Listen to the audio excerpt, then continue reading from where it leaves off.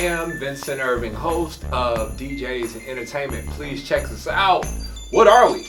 We are a document of talent of the Midwest and beyond. So if you've done anything in this area, whether you're a club promoter, a club entertainer, singer, songwriter, rapper, DJ, which is what I do, we're just documenting the great and immense talent of the Midwest and beyond. So make sure you stay tuned, lock us in, subscribe.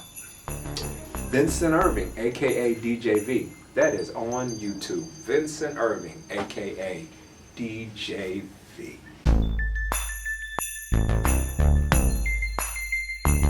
DJs and Entertainment, definitely interviewing an iconic legend. Those two titles are very much well earned. Rose Cochran, aka The Cool. What's going on, man? Man, life is what it is. You know, I'm hanging in there trying to do my thing. Well, that's great. We want to find out, how did the name The Cool come about, and when did it come about? Well, it kind of was a derivative from my musician name, which was Cosmic Cool. I was the lead guitar player for a group called Evolution of Sound and Sight. Wow. And we kind of broke up in '73. And so I had a bunch of music, like albums and 45, stuff like that, because you got to have that. You're doing cover stuff, you got to have, the wax to learn from. Right. So a friend of mine was having a birthday party, and he said, man, I don't have nobody, to play, Right. I said, well, I'm not a DJ, I'm a musician. He said, but you got all the albums. So I said, okay, I'll come and play my records. Right. So I got to playing, and back then there was no two turntables, nothing like that. I think it was a Curtis Matheson, that had to put the wax on and put the spindle and stuff like that. And so my selection was so good that one of the patrons came up and said, "Wow, you're the coolest DJ I've ever seen." Oh, wow. I said, "What? This is my first time DJing." Wow. So he said, "But you're cool doing it." Right. And so I said, okay, I'll just take the J Cosmic Cool off and just call myself The Cool. Wow, beautiful. And that was 1973. That was 1973. Now, you mentioned lead guitar player. Do you still play? Not as good as I used to, because it's one of those things that you have to dedicate yourself to it and build up the calluses on your finger and stuff like that. And every now and then I'll pick it up, but not as serious as I used to. Really? So how did the love for the guitar come in? When did that come in? Well, that came in at the age of 6 or 7 when I was looking at TV. I saw on the Ed Sullivan Show Chuck Berry. Okay. And back then you didn't get to see too many black people on TV, but this person not only was musically inclined, he was entertaining a whole bunch of white folks out there in the audience. And I said, wow, I would like to do that, And so the next year, my mother brought me a little toy guitar, and I started playing on that. And went pro when I was 17. Wow. And toured around with people like Johnny Taylor and Smokey Robinson and blues players like Albert Collins and Albert King. Wow. And that was really my true love for music back then, because I love playing it, I love hearing it. Right. And after that point, when the band broke up, you still had a love for music. Right, so you still wanted to get that outlet. Yeah. So the birth of The Cool was 1973? 1973. Beautiful, beautiful. Once again, DJs and Entertainment with the iconic legend, The Cool. We know you've been at it for a long time, since 1973. So if you would, share with us maybe 2, maybe 3 memorable events of your DJ career. Well, the first one comes to mind. I had started my first in-club DJ at a club called the Universal. Wow. On Truth. On Truth, yes. Mm-hmm. And I started out as the happy hour DJ. And it was like 0 people there, Mm-hmm.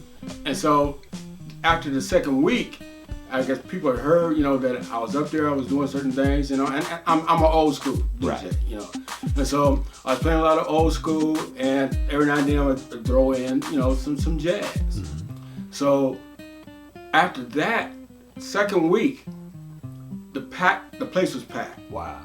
And happy hour was standing room only. Wow.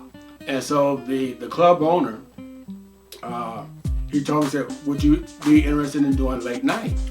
I said, well, let me think about that, because this is kind of like my crowd. Right. And so I did one late night, but you know how the crowd changes, exactly. you know, after 10. Right. I said, no, let me go back to the happy hours, you know, stuff. And so that was one of my first DJ gigs. Then the next one is when I went down to Atlanta. Okay. A friend of mine said, come down and spend a year down here. And it was a club called Arabian Nights. Right. Remember what year that was? That was 77. Okay. And so Arabian Nights was a real fabulous club. It had upstairs and a downstairs and a swimming pool area. Wow. They sold jewelry upstairs, you know, all the bling that you could even imagine. Wow. The sound system was awesome. It's like, if it was less than 5,000 watts, I'd be surprised. You know, right? Because you could set your drink on the table, and if you didn't watch it, it would vibrate. And you had to buy another drink.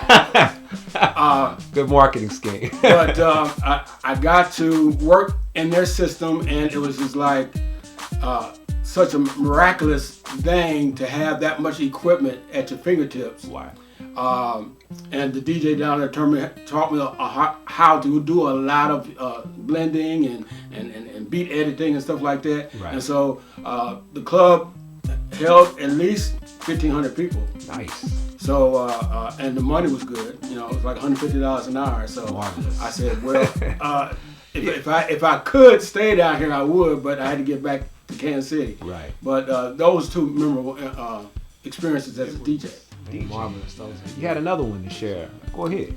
Yes, there was a DJ friend of mine from St. Louis, DJ Tony, and he came to Kansas City in December of 2004 and challenged me and the KC Coolers to see who was the best line dance team in the state of Missouri. Right. So that following year, we went down, I think it was in August of 2005, and I was the DJ that was responsible for getting the mixes together, playing the music, getting my group organized, and have them with their show just right. Right. And so it was a competition between me as a DJ and him as a DJ, right. and then my dancers along with his dancers. Right. Well, you were there. Yes, I was. And we were outnumbered 3-1. Judges, that is correct. They had a busload of people, and everybody from Kansas City came in cars, a car caravan. Right. And so I had told my partner, D. Barker at that time, I said, look, I've mixed everything so tight, choreographed to the show, that if they haven't done the same, the competition is going to be over with quick. And so, we had to do 3 sets. Right. And whoever won the most sets, I think 3 15-minute sets, whoever done the most sets would win the championship. Right. So the first set, I said, if they don't have a comeback after the first set, it's down here from them from that point on. Correct. And my mixes was so tight that the people were actually clapping for us from St. Louis. That is true. And so the DJ Tony, he looked over and said, "Oh my goodness!" I knew he was, you know, I could see it in his face. I knew he was good, but I didn't think he had this kind of skill. Right. So after the first set played, people were standing ovation, and then I kind of felt sorry for the St. Louis group because they had to come on after that. That is true. And it was hard work for the rest of the night for them. It was a massacre. It was. Yeah, I mean, let's not put it lightly. It was a massacre. It was. And so 3 sets of mixed music, choreographed to the music. Right. It was a done deal. We came back as the champions. That is true, and that was a hard-won championship because the judges did not want to give it to you. No, it was a foregone conclusion that they was going to win the title. Right. They said, Tony said, I've already got a place on my mantle for this trophy. I said, okay, all right, you know. Well, Be careful. We gonna see. We gonna see. It ain't over till it's over with. Right? So after the third set, it was and you were one of the judges. That is true. I remember that. I heard behind the scenes they was trying to tweak the numbers a little bit. They were. I was behind the scenes, and that is a very true statement. They were trying to tweak the numbers, but it was undeniable.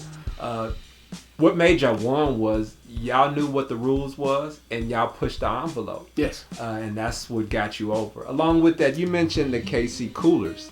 What about that? How did that get started? What was that all about, the KC Coolers? Well, I had started working at a club called Old School, and Dee Walker was a teacher there. She teaches two-stepping and some line dancing. Correct. And it was done on a Wednesday night, and so we sat down and said, well, look, people kind of interested, in this line dance stuff, and really, women enjoyed line dancing because you go to a club where two-stepping is prevalent, and you got to wait for somebody to ask you to dance. Correct. And you might get one dance, you might not get any dances, but with a line dance come on, everybody got it. So we said, well, let's kind of like have a graduation process to this, and give them a name, give them a title, and call them official, KC Coolers. Beautiful. So we were from KC. Yes, makes sense. And my name was the Cool. True. So we just chopped it up, put the on there, and it became the KC Coolers. Beautiful. And I know that because I did do Dee Barker, and that was 2000, year 2000. That yes. came about. All right, once again, DJs and Entertainment is with the iconic legend, two adjectives that are very much earned and not given. How can people get in contact with the Cool? Well, my contact information is on the Funkazulu YouTube page and also Cooler Mania Facebook page. Okay. That's Cooler Mania, COLL, not K, COLLERMANIA. Okay. And that's on And Funkazulu is FUNKZULU.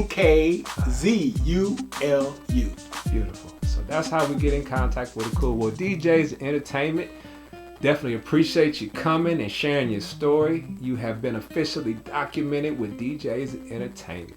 Thanks a lot. Peace.